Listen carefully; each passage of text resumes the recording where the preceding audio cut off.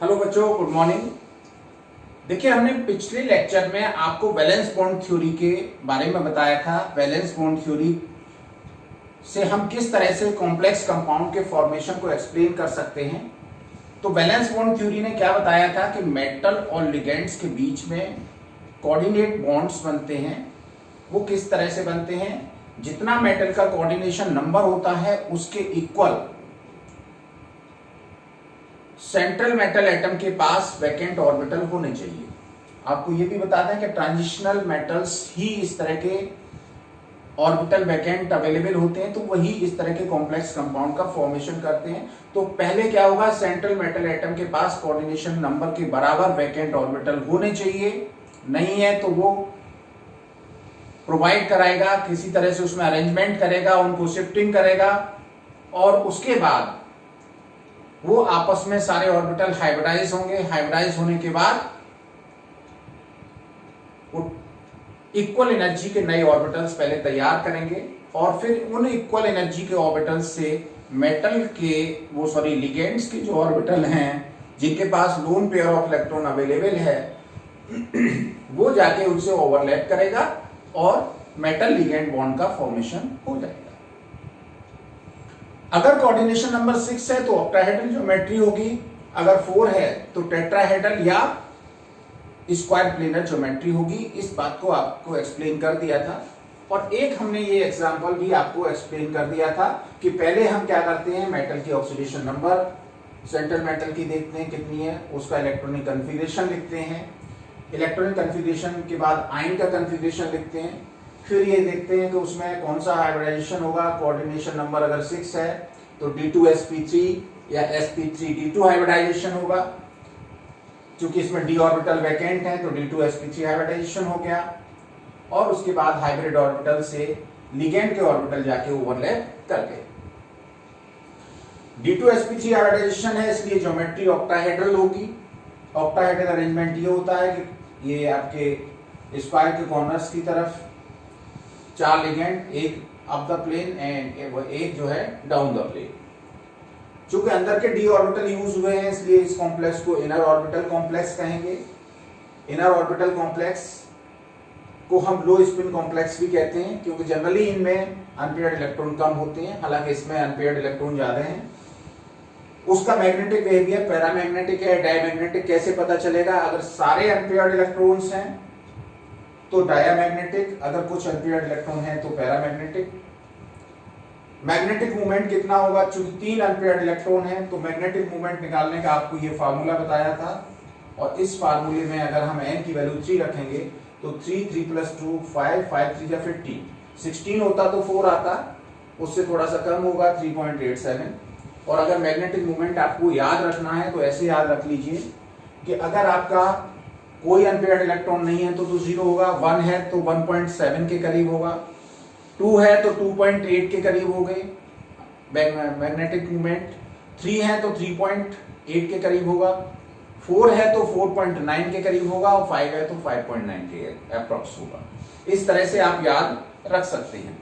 अब हम दूसरे कॉम्प्लेक्स इसी तरह का जिसका कोऑर्डिनेशन नंबर 6 है उसके बारे में देखते हैं। कोबाल्ट का अमोनिया के साथ जब मिक्सिंग की गई तो ये कोबाल्ट का कॉम्प्लेक्स बन गया CONH3 का होल 6 + 3 आयन। इस कॉम्प्लेक्स में आप देख लीजिए, इस कॉम्प्लेक्स में जो कोबाल्ट है उसकी ऑक्सीडेशन स्टेट क्या है, ऑक्सीडेशन नंबर कितनी है कोबाल्ट की? +3, क्योंकि NH3 का तो 0 हो जाएगा ऑक्सीडेशन नंबर और इस पर +3 चार्ज है तो इसकी +3 ऑक्सीडेशन स्टेट हो गई। अगर इसका इलेक्ट्रॉनिक कन्फिगरेशन ऑफ कोबाल्ट देखें तो क्या होगा, लास्ट वाला हो जाएगा 3d7 4s2, क्योंकि कोबाल्ट का एटॉमिक नंबर कितना है 27 है।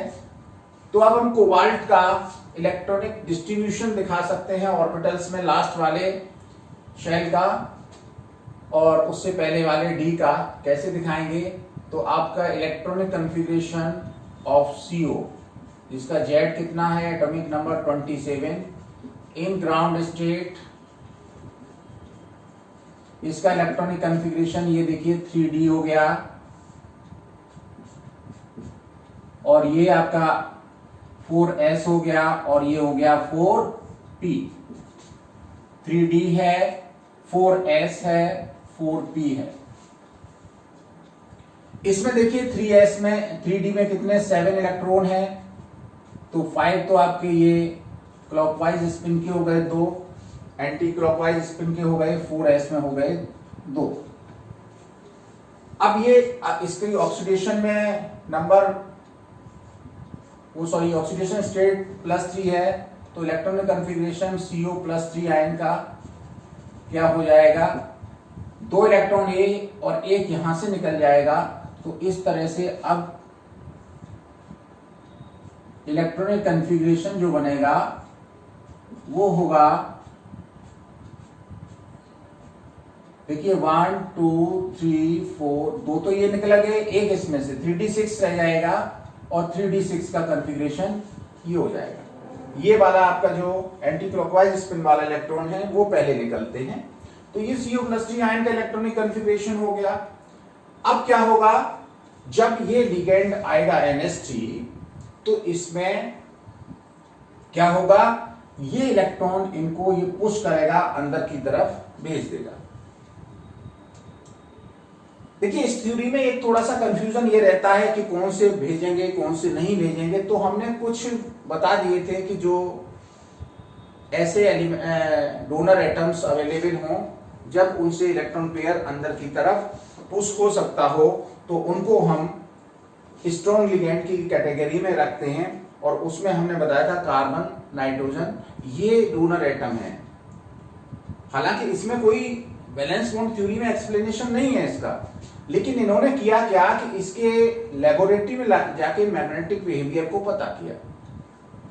और मैग्नेटिक बिहेवियर कैसा आया, इसका मैग्नेटिक बिहेवियर आया पैरामैग्नेटिक। तो उन्होंने कहा पैरामैग्नेटिक अगर है तो इसका मतलब ये इलेक्ट्रॉन अंदर पेयर अप हो जाएंगे।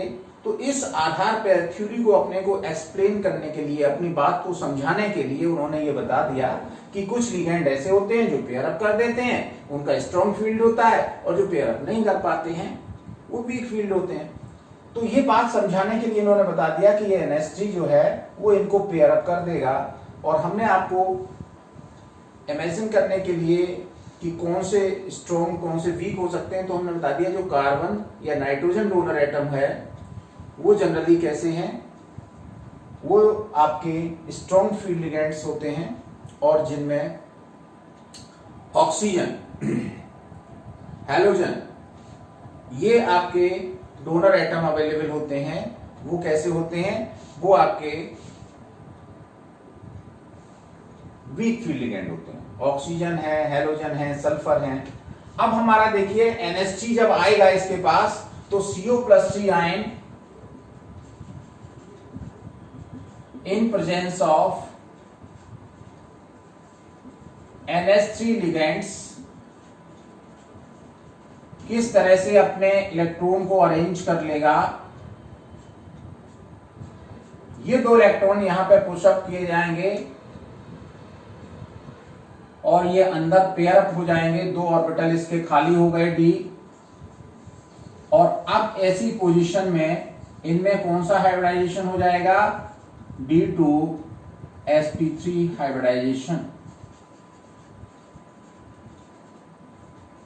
D2sp3 हाइब्रिडाइजेशन हो जाएगा और उससे 6 आपके इक्वल एनर्जी के D2sp3 हाइब्रिड ऑर्बिटल बन जाएंगे। तो हम उसके बाद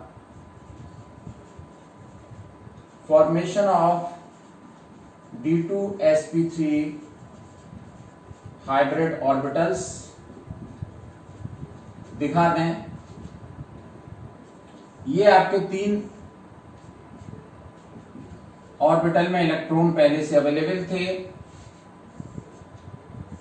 ये आपके 6 ऑर्बिटल्स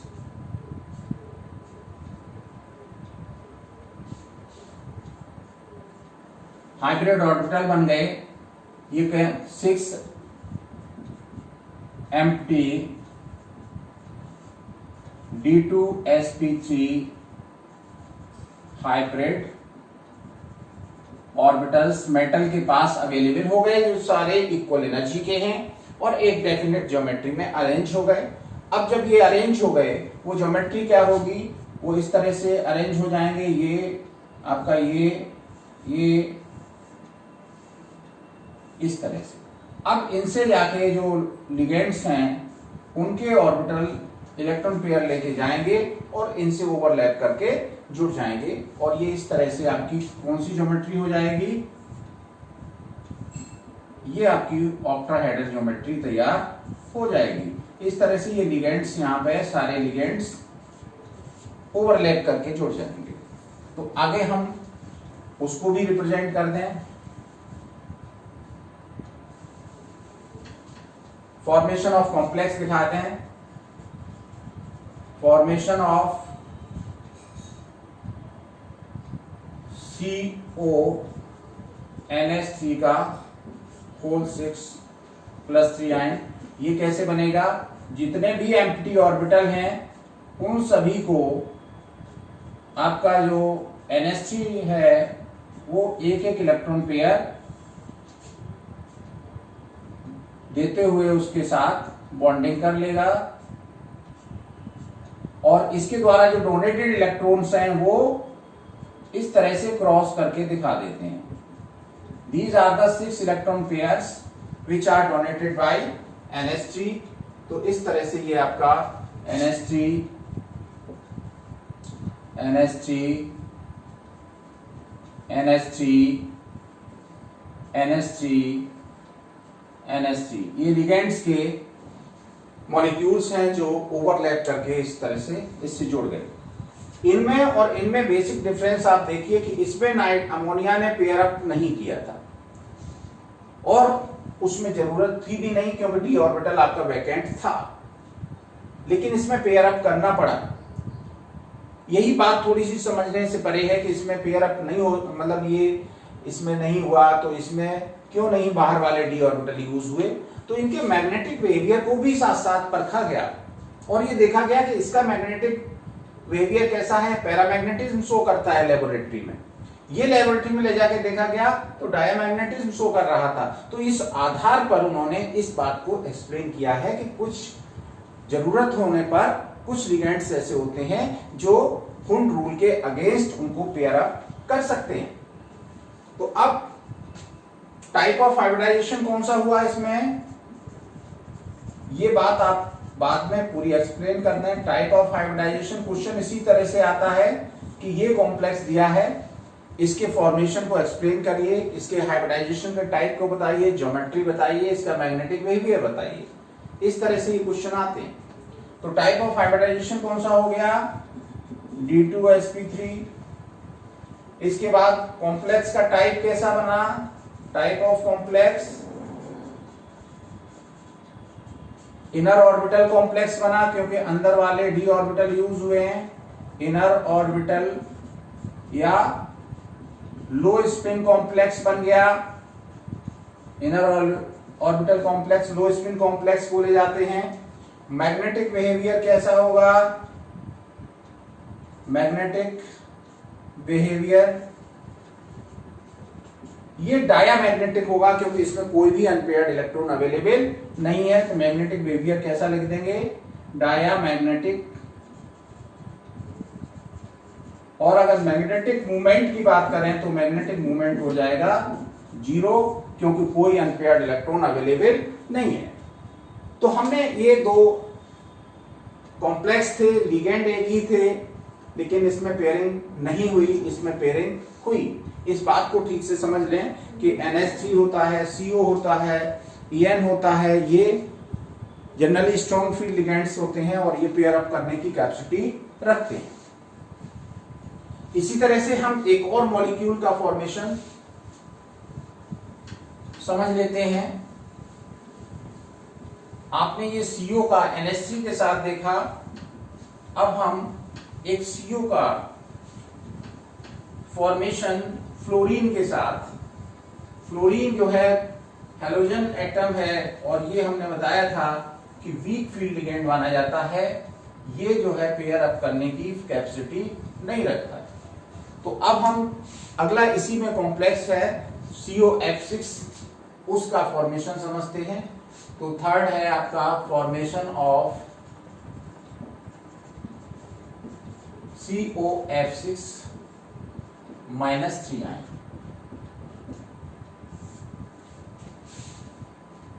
देखिए CO की ऑक्सीडेशन स्टेट इसमें क्या हो जाएगी बताइए, +3। कैसे? फ्लोरीन की -1 होती है, इसकी x मान लें, x -6 इक्वल -3, x इक्वल -3 + 6 + 3 आ जाएगी। इलेक्ट्रॉनिक कन्फिग्रेशन ऑफ CO क्या हो जाएगा? वही रहेगा 3d74s2, वो आपने अभी अभी लिखा था। अब CO का इलेक्ट्रॉनिक कन्फिग्रेशन क्या हो जाएगा? 3d4s और ये रहा 4p।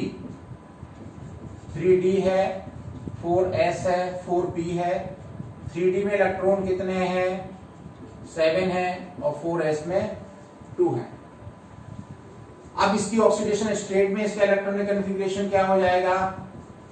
Electronic configuration of CO + 3 ion will happen, 3 electron will remove 2 from 4s and 1 from 3d। तो 3d में 7 थे, 6 रह जाएंगे, 4s सारे निकल जाएंगे। तो ये इलेक्ट्रॉनिक कन्फिग्रेशन आपका आ गया किसमें?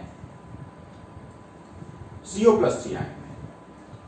अब देखिए, जैसा हमने आपको बताया था कि ये वीक फील्ड लिगेंड है, तो ये पेयर अप नहीं करेगा। तो ऐसी पोजीशन में बाहर वाले d ऑर्बिटल भी यूटिलाइज होंगे। बाहर वाले 4d ऑर्बिटल के वैकेंट ऑर्बिटल ये हाइब्रिडाइजेशन में यूटिलाइज होंगे। तो अब जो हाइब्रिडाइजेशन होगा वो क्या होगा? क्योंकि F जो है वो इनको पेयर अप नहीं कर पाएगा, इसलिए हमारा अब जो हाइब्रिडाइजेशन होगा वो होगा sp3d2। तो S 1 3p और इसके 2d, इसमें हो जाएगा sp3d2 हाइब्रिडाइजेशन। कॉम्प्लेक्स कोबाल्ट का ही है, लेकिन ये चूंकि इनको पेयर अप करने की कैपेसिटी रखते थे, इसलिए उसमें पेयरिंग हुई है। और ये लेबोरेटरी टेस्ट करके भी पता किया गया कि इसका मैग्नेटिक बिहेवियर जो था वो डायमैग्नेटिक था और इसका पैरामैग्नेटिक था। It means these electrons are not paired by F ligand. तो अब आपके कितने ऑर्बिटल बन जाएंगे? 6। Formation of D2sp3 hybrid orbitals. तो आप देखिए, इसमें तो ये जिस तरह के थे उसी तरह से बने रहे। 6 ऑर्बिटल ये आपके किसके तैयार हो गए? 6 orbital D2sp3 hybrid, sp3d2 hybrid orbital और 3d ऑर्बिटल आपके ये आपके 6 empty sp3d2 हाइब्रिड ऑर्बिटल्स मिल गए। अब इन्हीं 6 आपके इक्वल एनर्जी वाले जो हाइब्रिड ऑर्बिटल हैं, उससे फ्लोरीन का लोन पेयर इलेक्ट्रॉन वाला ऑर्बिटल इनके साथ ओवरलैपिंग करके फाइनली बॉन्ड बना लेगा, कॉम्प्लेक्स का फॉर्मेशन कर लेगा। तो फॉर्मेशन ऑफ COF6 कैसे बनाएंगे?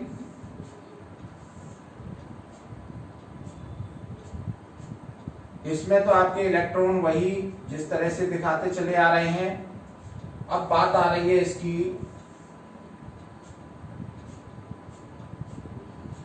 इसमें फ्लोरीन द्वारा डोनेटेड इलेक्ट्रॉन पेयर दिखा दीजिए और ये d ऑर्बिटल 3 आपके अभी भी खाली पड़े हुए हैं। तो ये फ्लोरीन द्वारा डोनेटेड इलेक्ट्रॉन पेयर है और इस तरह से फ्लोरीन का बॉन्ड बन जाएगा। तो ये फॉर्मेशन कॉम्प्लेक्स का COF6 का इस तरह से हो जाता है। इसमें यहाँ ये बात एक्सप्लेन कर देनी है कि फ्लोरीन जो है वो वीक फील्ड लिगेंड है, इसलिए वो अनपेयर्ड इलेक्ट्रॉन को अंदर पेयर अप करने की कैपेसिटी नहीं रखता है, इसलिए outer D orbital 4d orbital आपके ये वाले यूज होंगे, उनमें से 3 आपके 4d ऑर्बिटल प्योर बने रहेंगे। 2 चूंकि जरूरत थे तो वो 2 हाइब्रिडाइज हो गए। हाइब्रिडाइजेशन आपको पता है कि एक हाइपोथेटिकल कॉन्सेप्ट है, इस तरह की बॉन्डिंग्स को एक्सप्लेन करने के लिए ये कॉन्सेप्ट बनाया गया है कि आपको हम किस तरह समझाएंगे, किस तरह ऐसा होता है, तो इसलिए ये एक हाइपोथेटिकल कॉन्सेप्ट बनाया गया है। अब देखिए इसमें टाइप ऑफ हाइब्रिडाइजेशन क्या हुआ। टाइप ऑफ हाइब्रिडाइजेशन किस तरह का हाइब्रिडाइजेशन है, sp3d2। अगर sp3d2 हाइब्रिडाइजेशन है तो कुल मिला के 6 कोऑर्डिनेशन नंबर हो गया, तो इसकी ज्योमेट्री कैसी हो जाएगी, बोलिए ज्योमेट्री कॉम्प्लेक्स की कैसी होगी, ज्योमेट्री ऑफ कॉम्प्लेक्स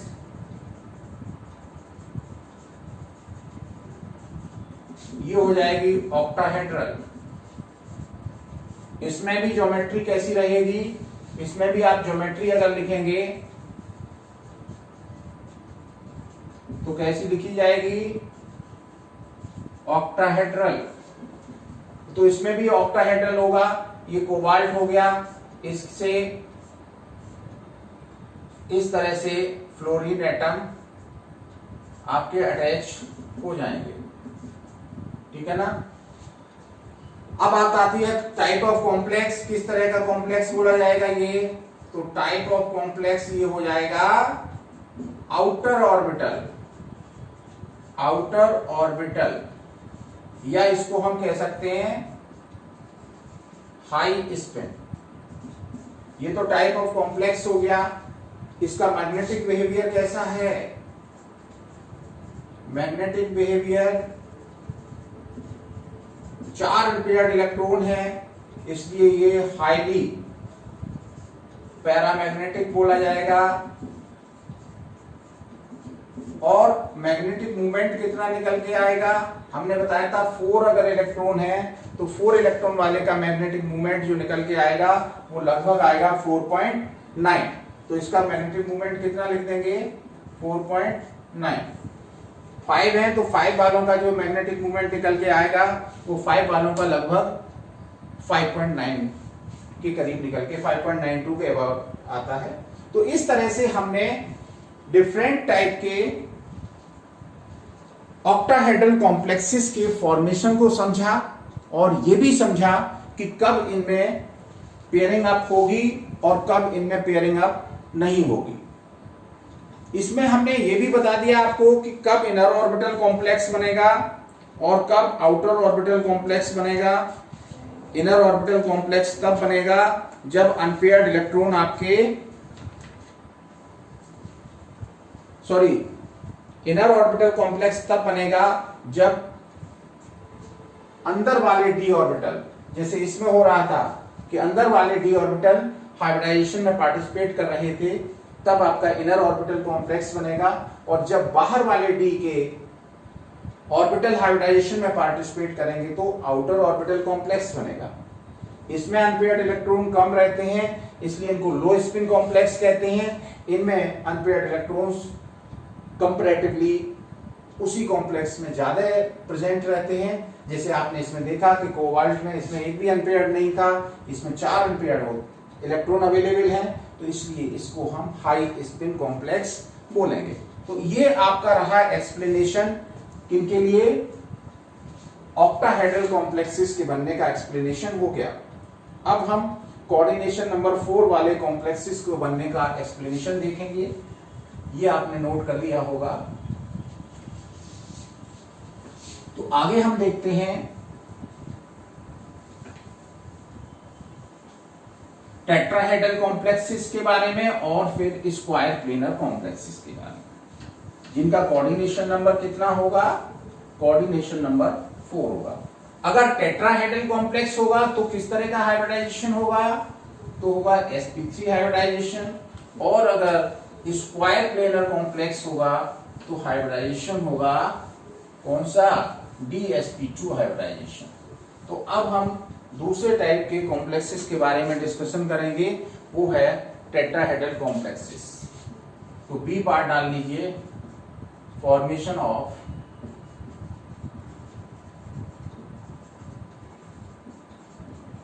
टेट्राहेड्रल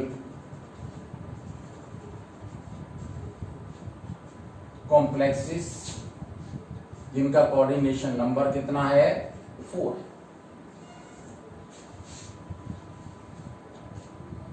देखिए, जैसा हमने आपको बताया था कि टेट्राहेड्रल कॉम्प्लेक्सेस में जो फॉर्मेशन होगा उसमें sp3 हाइब्रिडाइजेशन होगा, और sp3 हाइब्रिडाइजेशन जब होगा तो वो sp3 हाइब्रिड ऑर्बिटल्स जो सेंट्रल मेटल एटम के हैं वो अपने आप को टेट्राहेड्रल पोजीशन में अरेंज करते हैं। तो इसका हम एक एग्जांपल लेते हैं, formation of NiCl4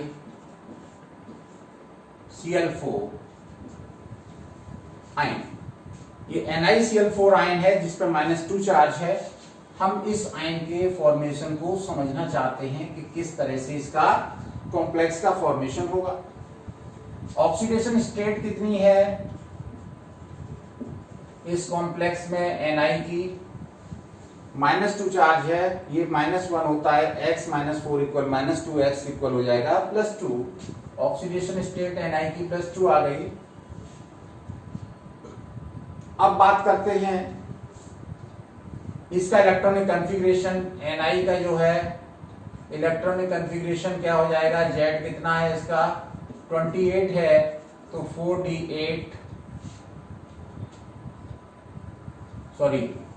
3d8 4s2, ये इसका आपका क्या हो गया, इलेक्ट्रॉनिक कॉन्फ़िगरेशन हो गया। अब हम इसके इलेक्ट्रॉनिक डिस्ट्रीब्यूशन देखें। Ni एटम का इलेक्ट्रॉनिक डिस्ट्रीब्यूशन Z इसका 28 है, तो आपका इलेक्ट्रॉन 3d में कितने होंगे,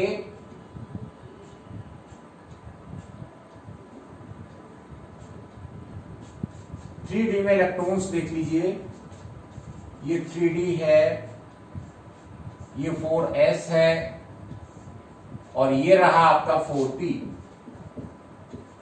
4s में 2 इलेक्ट्रॉन्स हैं और 3d में कितने हैं,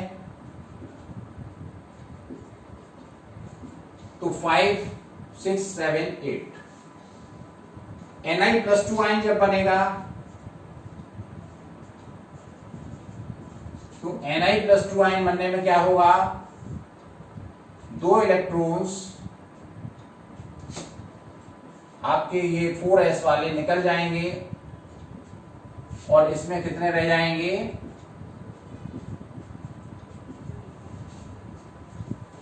ये आपके रह जाएंगे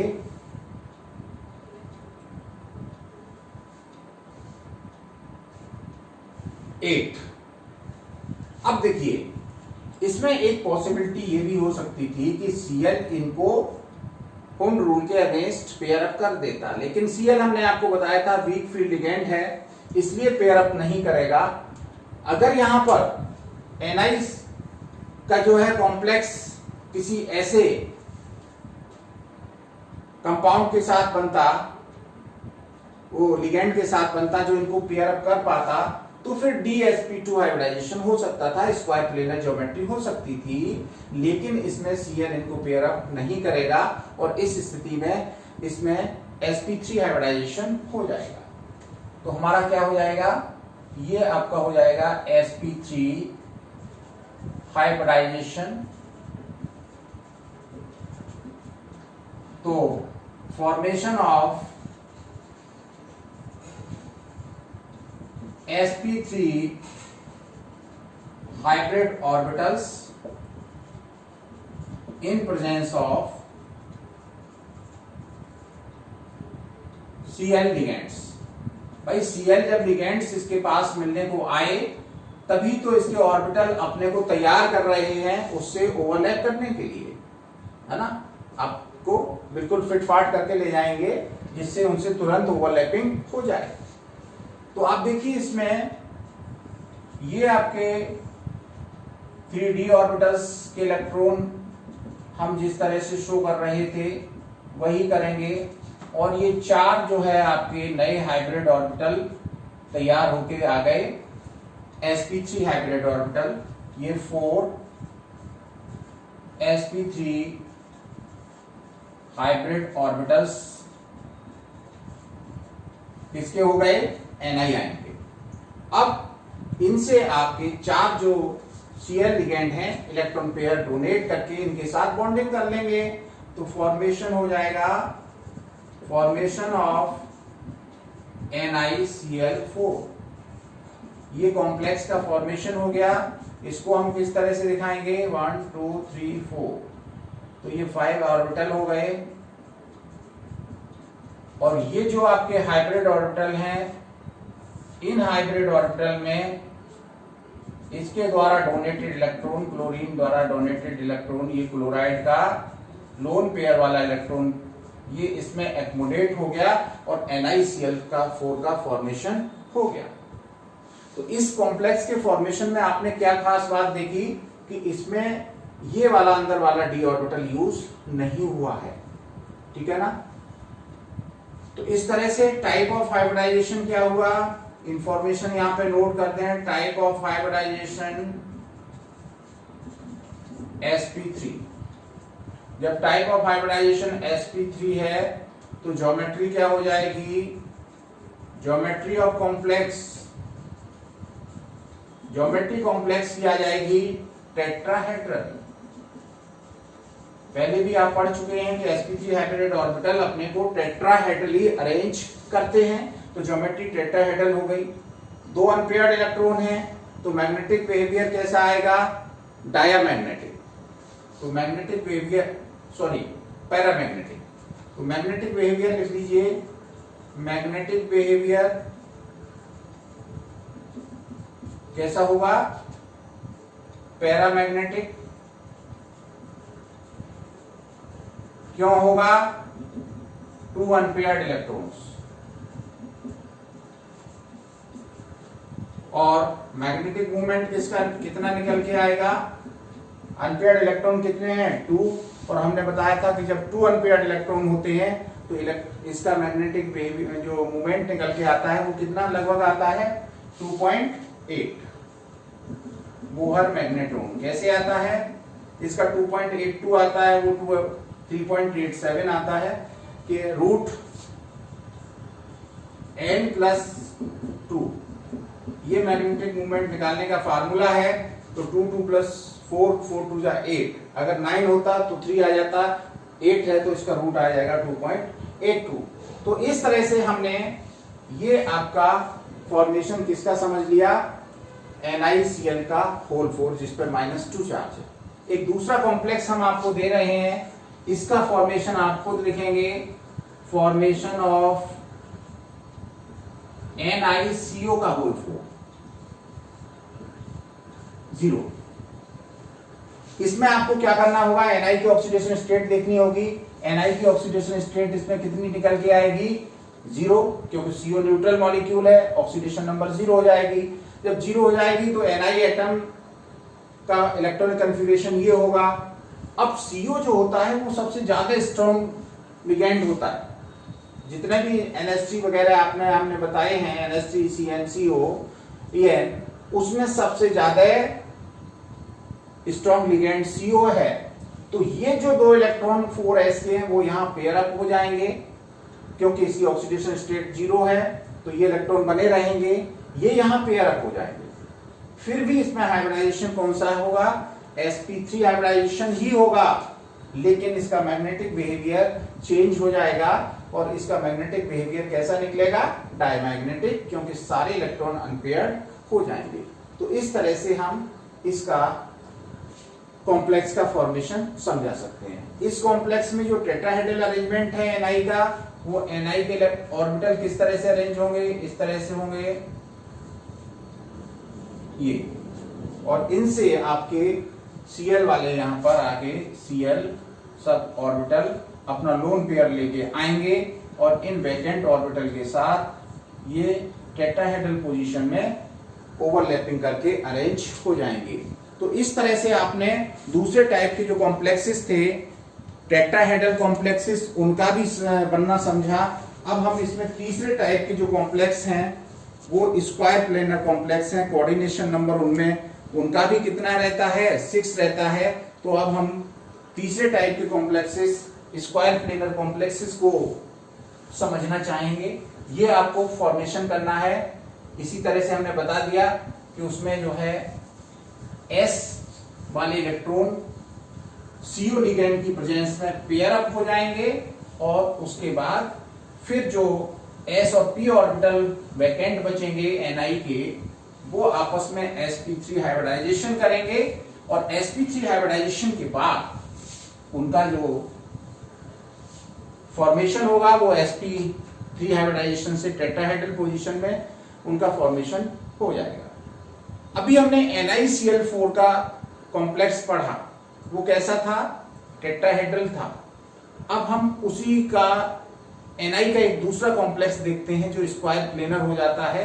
तो तीसरे टाइप के कॉम्प्लेक्स हम जो है C formation of square planar,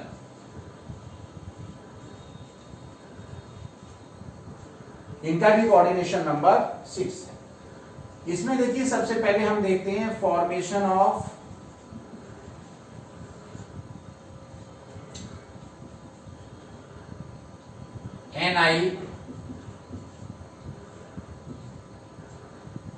NiCN का होल 4। इस कॉम्प्लेक्स के बारे में हम थोड़ा सा समझना चाहते हैं कि ये कॉम्प्लेक्स स्क्वायर प्लेनर क्यों है, जबकि NiCl4 कॉम्प्लेक्स कैसा है टेट्राहेड्रल है। तो सबसे पहले हम क्या करते हैं, किसी भी कॉम्प्लेक्स के फॉर्मेशन के लिए हम आइडेंटिफाई करते हैं सेंट्रल मेटल एटम। आइडेंटिफाई हो गया निकेल है, उस सेंट्रल मेटल एटम की ऑक्सीडेशन स्टेट देखते हैं। तो oxidation state of Ni here will be +2। जैसे Cn का -1 है, 4 - 1 4 -4 हो गया, x - 4 = -2, तो x इक्वल आ जाएगी वैल्यू +2। ऑक्सीडेशन स्टेट आ गई। Ni का एटॉमिक नंबर कितना हमने बताया था 28। तो इसका इलेक्ट्रॉनिक कॉन्फ़िगरेशन क्या हो जाएगा, इलेक्ट्रॉनिक कॉन्फ़िगरेशन ऑफ Ni हो जाएगा 3d8 4s2। हम इसका इलेक्ट्रॉनिक डिस्ट्रीब्यूशन या इलेक्ट्रॉनिक कॉन्फ़िगरेशन हुंड के रूल से करके देख लें। Ni Z इक्वल इसका 28 है। हुंड रूल से डिस्ट्रीब्यूशन किस में करते हैं, ऑर्बिटल्स में करते हैं। ये आपका 3d ऑर्बिटल है, ये 4s है और ये कौन सा है 4p। इलेक्ट्रॉनिक कॉन्फ़िगरेशन क्या आया 4s2 3d8। तो 4s में इलेक्ट्रॉन कितने होंगे 2 और 3d8 एक एक पहले क्लॉकवाइज फिर एंटी क्लॉकवाइज। हुंड रूल से डिस्ट्रीब्यूशन हमने कर लिया। अब इसमें देखिए ऑक्सीडेशन स्टेट इसकी Ni की +2 आयन है, तो इलेक्ट्रॉनिक कॉन्फ़िगरेशन Ni +2 आयन का हमें लिखना होगा। तो Ni +2 आयन का जब इलेक्ट्रॉनिक कॉन्फ़िगरेशन लिखेंगे तो क्या होगा, इलेक्ट्रॉन कहां से निकल के जाएंगे, बाहर वाले सब शेल से 4s से जाएंगे। ये 2 इलेक्ट्रॉन निकल गए, कितने बचे आपके बच गए 8 इलेक्ट्रॉन 3d में। जब हमने NiCl4 बताया था तो उसमें बता दिया था कि ये इलेक्ट्रॉन पेयर अप नहीं होता क्योंकि Cl वीक फील्ड लिगेंड है। हालांकि valence bond theory weak field और स्ट्रॉन्ग फील्ड के बारे में कोई एक्सप्लेनेशन नहीं देती है। तो ये बता उन्होंने किस आधार पर दिया, हमने बताया मैग्नेटिक बिहेवियर इनका जांचा गया लेबोरेटरी में। वो कॉम्प्लेक्स कैसा निकला, वो कॉम्प्लेक्स निकला पैरामैग्नेटिक। तो इस आधार पे ये अनुमान लगा लिया कि उसमें क्लोराइड जो है वो उसको पेयर अप नहीं कर रहा है। जबकि इसको लेबोरेटरी में ले जाके टेस्ट किया तो इसका बिहेवियर कैसा आया, डायामैग्नेटिक। तो इसका मतलब इसने इन इलेक्ट्रॉन को, इस एक इलेक्ट्रॉन को इसमें धक्का मार के भेज दिया। खलीफा है ना, स्ट्रॉन्ग फील्ड लिगेंड है ना, इसको भेज देंगे अंदर कि चलिए अंदर हमें इससे जो है जुड़ना है डी ऑर्बिटल से, अंदर वाले से। चलिए भाई चलने दो इनकी खलीफागिरी। NiCN4 में CnS को, तो इलेक्ट्रॉनिक कन्फिग्रेशन क्या हो जाएगा? Electronic configuration of Ni+2 ion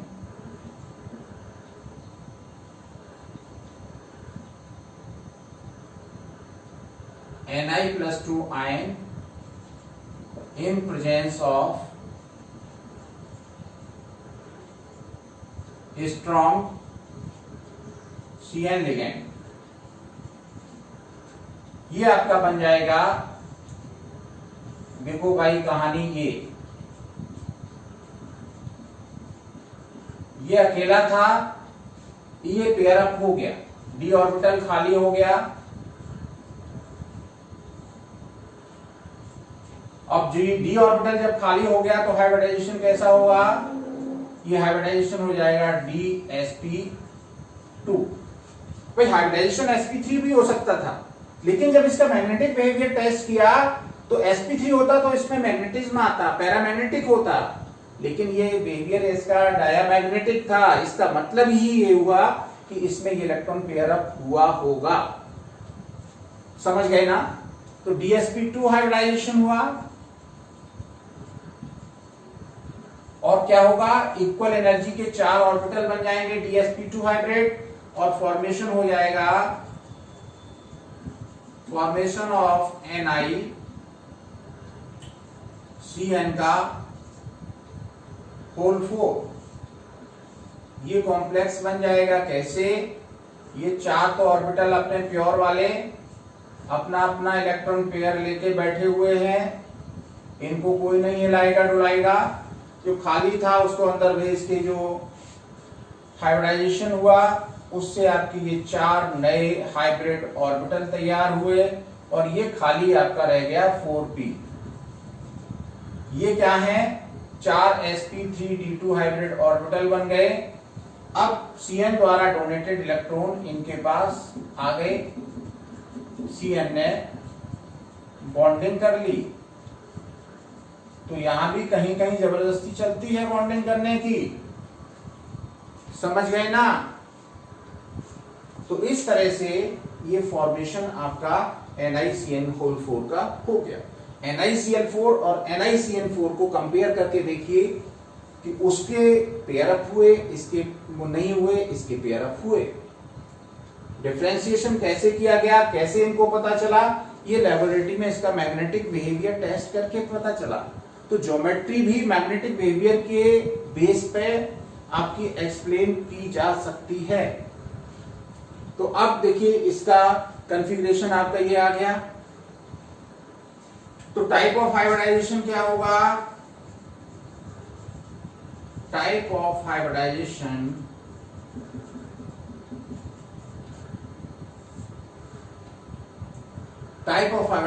क्या है? DsP2।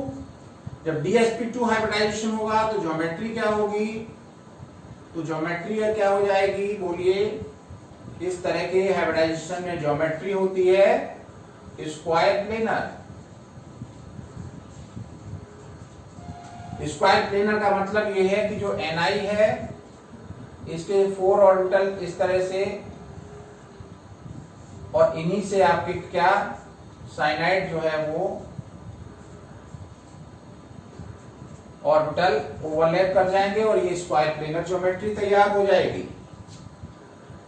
कॉम्प्लेक्स का टाइप इसमें नहीं लिखा जाता है। Type of complex inner orbital और आउटर ऑर्बिटल किन में देखते हैं? केवल हम ऑक्टाहेड्रल ज्योमेट्री में देखते हैं, ठीक है ना? इस तरह की ज्योमेट्री में, टेट्राहेड्रल ज्योमेट्री में और स्क्वायर प्लेनर में टाइप ऑफ कॉम्प्लेक्स नहीं लिखते हैं। अगर हमने आपका पीछे टेट्राहेड्रल में बोला भी हो तो उसको नहीं लिखेंगे। केवल हम किस में लिखेंगे? केवल और केवल ऑक्टाहेड्रल जो D2sp3 या sp3d2 होते हैं उनमें टाइप ऑफ कॉम्प्लेक्स लिखा जाता है कि किस तरह का कॉम्प्लेक्स बनेगा और इसका मैग्नेटिक बिहेवियर कैसा होगा। मैग्नेटिक बिहेवियर सारे पेयर्ड इलेक्ट्रॉन है, इसलिए डायामैग्नेटिक। मैग्नेटिक मूवमेंट कितना निकल के आएगा? मैग्नेटिक मूवमेंट इसका निकल के आएगा 0। तो इस तरह से हमने कॉम्प्लेक्स का फॉर्मेशन आपने स्क्वायर प्लेनर कॉम्प्लेक्सेस में भी देख लिया। एक कॉम्प्लेक्स हम आपको और दे रहे हैं, इसके मैग्नेटिक बिहेवियर को समझने की कोशिश करना। CuNH3 का होल 4 +2 आयन, कितना चार्ज है इस पे? +2। इसमें आप देखना क्या होगा कि NH3 तो न्यूट्रल है, Cu+2 आयन का जो इलेक्ट्रॉनिक कॉन्फ़िगरेशन निकल के आएगा वो ये आएगा 1 2 3 4 5, ये 3D आएगा, ये 4s आएगा, ये आएगा 4p। अब इसमें Cu का क्या होता है? 3D10 4s1, ये Cu का होता है। तो Cu+2 आयन का क्या हो जाएगा? Cu+2 आयन का रह जाएगा 3D9, और 3D9 होगा तो ये कन्फिग्रेशन आ जाएगा Cu+2 आयन का। अब आप देखिए, अगर ये इलेक्ट्रॉन कहीं पेयर अप हो नहीं सकता, जब पेयर अप हो नहीं सकता तो इसमें sp3 हाइब्रिडाइजेशन होना चाहिए, और sp3 हाइब्रिडाइजेशन अगर होगा तो इसकी ज्योमेट्री कैसी आएगी? sp3 हाइब्रिडाइजेशन से ज्योमेट्री निकलेगी टेट्राहेड्रल। लेकिन जबका इसका एक्सरे टेक्निक द्वारा ज्योमेट्री इसकी पता की गई तो कैसी निकली? ज्योमेट्री निकली, ये नहीं निकली। ज्योमेट्री निकली कैसी? Square planar. अब ये स्क्वायर प्लेनर तब हो सकता है जब इसमें dsp2 हाइब्रिडाइजेशन होगा। तो इसमें यह कहा गया कि जब NH3 लिगेंड आते हैं तो एक इलेक्ट्रॉन यहां से यहां प्रमोट हो जाता है, और जब ये इलेक्ट्रॉन यहां से प्रमोट होके यहां आ जाएगा तो इसके बाद ये इसमें D2sp2 हाइब्रिडाइजेशन हो जाएगा बजाय sp3 के, और D2sp2 हाइब्रिडाइजेशन होगा तो ये प्लेनर स्क्वायर प्लेनर ज्योमेट्री हो जाएगी। ये भी बड़ा इंपॉर्टेंट आपका एग्जांपल है। इसकी ज्योमेट्री जो है वो स्क्वायर प्लेनर निकलती है, टेट्राहेड्रल नहीं निकलती, इसलिए इसमें ऐसा कहा जाता है कि इलेक्ट्रॉन यहां से यहां प्रमोट कर दिया गया। तो कभी कभी क्योंकि मैग्नेटिक बिहेवियर से अगर देखें तो इसको एक्सप्लेन नहीं कर सकते कि मैग्नेटिक बिहेवियर यहां भी पैरामैग्नेटिक होगा, वहां भी पैरामैग्नेटिक होगा, तो कहीं कहीं ये मैग्नेटिक बिहेवियर जो है वो फेल हो जाता है बैलेंस बॉन्ड थ्योरी से इसकी शेप को एक्सप्लेन करने में। तो इसलिए हमें कहीं कहीं बैलेंस बॉन्ड थ्योरी बहुत ज्यादा कंफ्यूजिंग लगती है कि आप मैग्नेटिक बिहेवियर से अभी तक हम कहते रहे कि उसका पता कर सकते हैं कि किस तरह का हाइब्रिडाइजेशन होगा, लेकिन यहां पर वो मैग्नेटिक बिहेवियर भी फेल हो गया। तो ये सारा एक्सप्लेनेशन आपका था डिफरेंट टाइप के कॉम्प्लेक्सेस का, जिसमें ऑक्टाहेड्रल कॉम्प्लेक्सेस में केवल 2 टाइप के इनर और आउटर ऑर्बिटल कॉम्प्लेक्स बनेंगे। इस बात को ध्यान रखें। स्क्वायर प्लेनर और टेट्राहेड्रल में कोई इनर या आउटर ऑर्बिटल कॉम्प्लेक्स का हम फॉर्मेशन नहीं दिखाएंगे। उनमें केवल और केवल आपको ये बताना है कि किस तरह का हाइब्रिडाइजेशन हुआ है, ज्योमेट्री क्या है, और मैग्नेटिक मूवमेंट या उनका मैग्नेटिक बिहेवियर क्या है, ये सारा कुछ बताना होता है। तो ये सारे आप इलेक्ट्रॉनिक कॉन्फ़िगरेशन आप कंप्लीट करिए। कंप्लीट करने के बाद इसका जो नोट्स है वो हमारे पास भेजिए कि आपने ये सारे बना लिए जो हमने दिए थे। एक पहले दिया था और एक ये दिया है, ये सारे कंप्लीट करके हमारे पास भेजिए। एक लास्ट थ्योरी बची है जिसको हम कहते हैं क्रिस्टल फील्ड थ्योरी, जो इसकी कमियां थी उसको एक्सप्लेन करेगी क्रिस्टल फील्ड थ्योरी। तो वो अगले लेक्चर में हम देखते हैं। Thank you.